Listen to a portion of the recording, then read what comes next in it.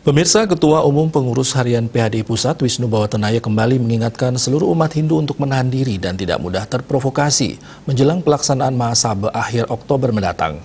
Hal itu disampaikan terkait Mahasabha luar biasa yang digelar Forkom dengan mengatasnamakan PHDI di Bali beberapa waktu lalu. Wisnu Bawatenaya juga menegaskan dirinya tidak akan maju lagi dalam pemilihan Ketua PHDI Pusat nanti.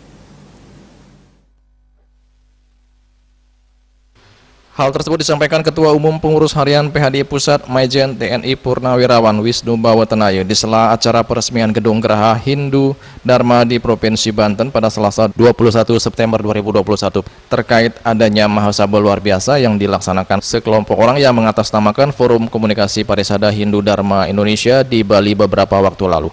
Dalam kesempatan tersebut, Wisnu Bawa kembali mengingatkan seluruh umat Hindu Nusantara untuk tetap menahan diri dan tidak mudah terprovokasi oleh hal-hal yang belum tentu benar atau hoax, apalagi menjelang diselenggarakannya Mahasabha pada akhir Oktober mendatang. Dalam kesempatan tersebut, Wisnu Bawatenaya juga meminta kepada Gubernur Bali, Wayan Koster, dan juga pihak terkait di Bali untuk ikut bersama-sama menjaga keutuhan dan persatuan umat Hindu. Ia juga menegaskan jika dirinya tidak akan ikut dan mencalonkan diri kembali dalam pemilihan Ketua PHDI Pusat yang akan diselenggarakan dalam Mahasabha PHDI pada akhir Oktober mendatang. Tolong nih, jangan mau diprovokasi, jangan mau diadu domba satu dengan lain. Sarang-sarang sami. Minta Pak Gubernur, Pak Koster, Pak Aceh yang nas dulu. Sarang-sarang jaga nih soliditas semeton kita sebut Bali. Yang juga sampaikan Pak Panglima, Kodam, Sembilan Dayana, Pak Kapolda di Bali. Ngiring situasi ini, mari kita redam, ayo kita duduk bersama.